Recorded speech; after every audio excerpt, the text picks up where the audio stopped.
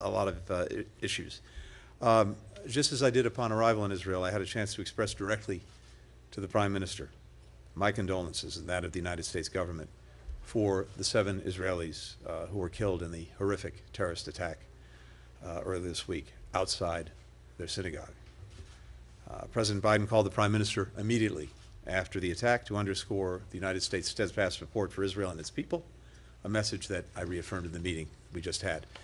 In the context of this attack and escalating violence, it's important that the government and people of Israel know America's commitment to their security remains ironclad. That commitment is backed up by nearly 75 years of United States support. America's commitment has never wavered. It never will. And today, the Prime Minister and I discussed ways that we can continue to strengthen our partnership and our shared security interests. We agree that Iran must never be allowed to acquire a nuclear weapon.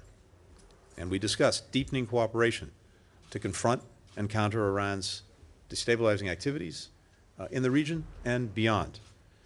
Just as Iran has long supported terrorists that attack Israelis and others, the regime is now providing drones that Russia is using to kill innocent Ukrainian civilians. In turn, Russia is providing sophisticated weaponry to Iran. It's a two-way street. Russia's ongoing atrocities only underscore the importance of providing support for all of Ukraine's needs, humanitarian, economic, and security, as it bravely defends its people and its very right to exist, a topic that we also discussed today. Now, one of the most effective ways to make Israel more secure is to continue to build bridges in the region and even well beyond the region. That's why we've worked relentlessly to deepen and broaden the Abraham Accords and other normalization agreements between Israel and Arab states. Earlier this month, a large delegation from across the United States government joined representatives from Israel, from Bahrain, from Egypt, from Morocco, from the United Arab Emirates in Abu Dhabi for the first meeting of the Negev Forum working groups. This was the largest gathering of Israeli and Arab officials since the 1991 Madrid Conference. These groups are focusing on issues affecting the lives and livelihoods of all of our people, food and water security, clean energy, healthcare, education and coexistence, tourism, regional security. It's part of a comprehensive effort to enable collaboration not only between our governments, but also our businesses, entrepreneurs, civil societies, young people.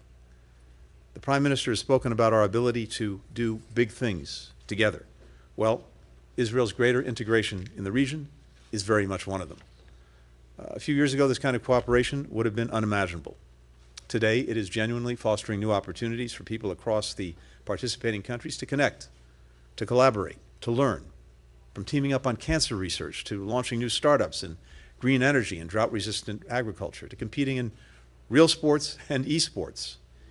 Each of these interactions helps chip away at enduring biases and mistrust. And this never would have happened without the leadership of the Prime Minister. We're determined to keep building on that progress, on new issues, with new countries, as we work to strengthen the circle of peace. These efforts are not a substitute for progress between Israelis and Palestinians.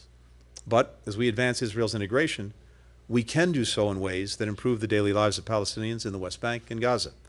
And that's crucial to moving toward our enduring goal of Palestinians and Israelis enjoying equal measures of freedom, security, opportunity, justice, and dignity. President Biden remains fully committed to that goal.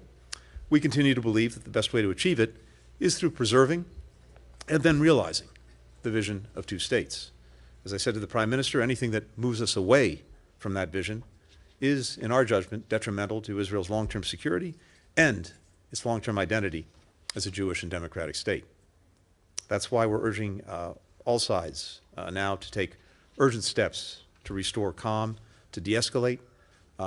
We want to make sure that there's an environment in which we can, I hope, at some point create the conditions where we can start to restore a sense of security for Israelis and Palestinians alike, which, of course, is sorely lacking. We also remain committed to supporting religious coexistence and diversity, including in Jerusalem. We continue to support upholding the historic status quo at Jerusalem's holy places, including the Temple Mount Haram al-Sharif. We're grateful to the Prime Minister for his repeated expressions of support for that position. One of the things that makes the partnership between us so strong is that It goes well beyond any one American or Israeli government.